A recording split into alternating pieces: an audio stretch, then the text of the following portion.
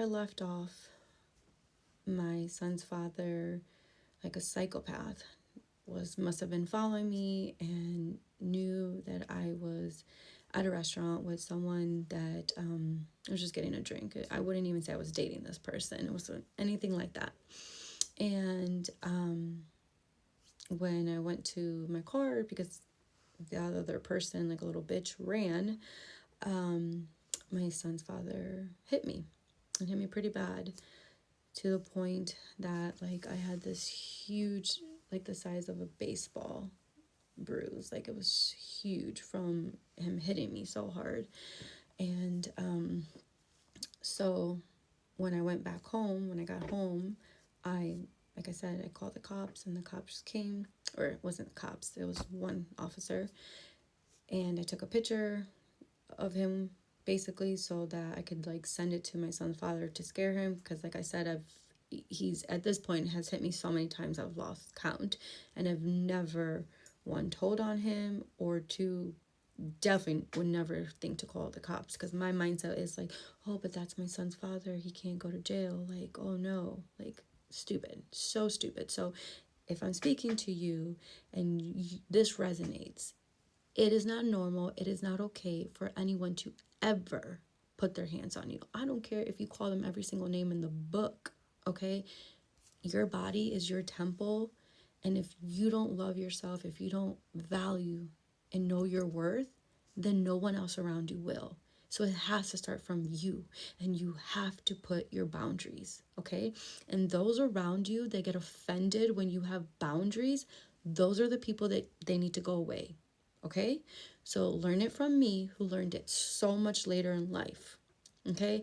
If you put up boundaries and those around you, whether you're family or friends, are offended, they don't truly care about you, and they don't truly love you, and they don't truly respect you. So those are the people you weed out ASAP, okay? And trust me, once you start thinking like this, you will see that your circle goes from like this to this. It's crazy. And the ones that you would never expect are the ones that just always, love to just prove you wrong. So anyways, back to the story.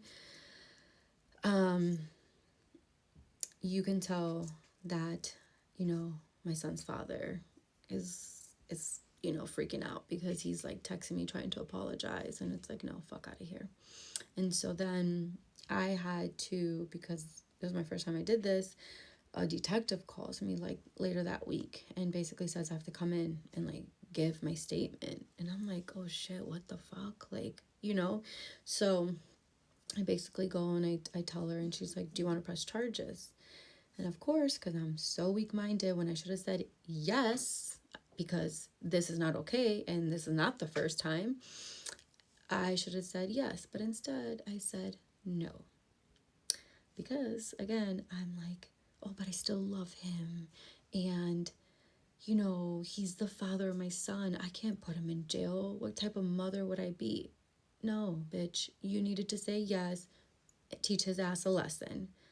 So, but I didn't. And so the detective, she was a female, she was, Hispanic. She was so upset. She was like, I see this type of stuff all the time, and you are lucky, because not so many girls are lucky. So I don't understand. And she tried and she tried and she tried and to talk me to pressing charges. But I was weak-minded and didn't ever want my son to find out and then hate me for it. So that played in my mind. And so she said, okay, well, what I am going to do is I am going to call him. And if he doesn't answer, I will leave him a message, and I am going to scare him, because you know what? At the end of the day, I have the right to go and press charges. I was like, oh, okay. And so she did do that, because he had mentioned it to me later on that he got a call from a detective. And that worked for a little bit, where he stopped putting his hands on me. He stopped stalking the house. He stopped, trying to basically follow me. So I was like, okay, this is good. And, again, because we have this toxic toxic relationship. So it's like, oh, okay, well, we're good now. We can be friends. And so I start befriending him. And of course, anytime I just give him an inch, he takes this much. And now he's, putting things in my head and, thinking like, oh, maybe we can work on this again. Maybe we can be together. Like, let's be a happy family, you, me, our son, and his daughter. And of course, I'm just drinking the Kool-Aid like, oh, okay, yes. Like, my goodness, me calling the cops, like, that changed him. Like, he's a better man. Like, he wants to be a family man. He's not going to put his hands on me. Fucking stupid, okay? They don't change. Again, if I'm speaking to you and this resonates, they don't change, especially if they're not doing anything to help themselves, whether they're not going to therapy or some type of even like abuse class, or I don't know, some type of like help. They're definitely not going to change, okay? So I,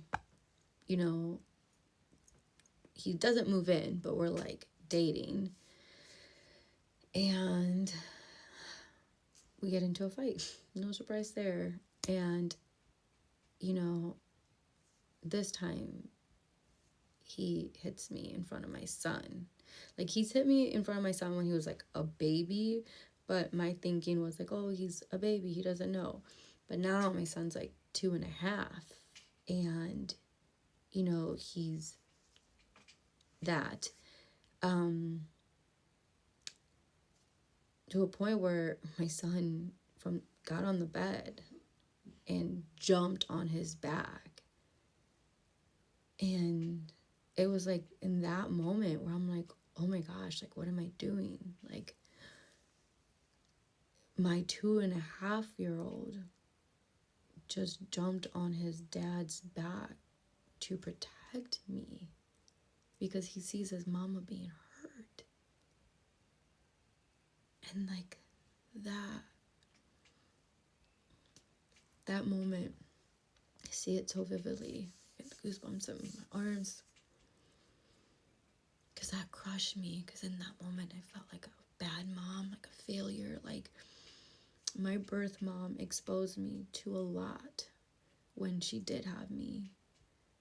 And she dated like this man who was so scary looking. He had like black, thick hair and a black beard and a big belly.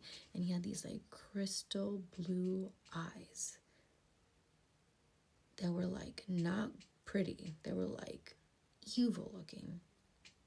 And I remember one time going to his house with my birth mom, and I was upstairs and I heard her screaming and yelling. So like any child, I ran to her. I ran down the stairs and I saw him hitting her. And because you're a kid and you're fearless and I remember saying like something along the lines like, I put my hand up like, stop, like, don't hit her, like wanting to protect her. And he picked me up and he ran up the stairs and he threw me on the bed. I had to be like maybe 6 or 5 or 6. And I remember just laying on the bed and like looking up at him, and he starts to take his belt off. And I'll never forget, he had his hand up here. Like he was about to beat me with the belt. And I don't know what it was. I don't know if the look of fear was on my face, if my guardian angels, which is what I believe, like stopped him. But it was like we had this weird moment where he just like locked eyes with me. And he put his arm down. And he just told me in Spanish, like, don't you dare come down the stairs until your mother comes back and gets you. And I remember, I don't know how long I waited on that bed. And eventually my birth mom came up, grabbed me, we left, got in the car, and we didn't talk about it. And that memory lives so vivid in my head. So when that situation happened with my son and his dad, that memory came back.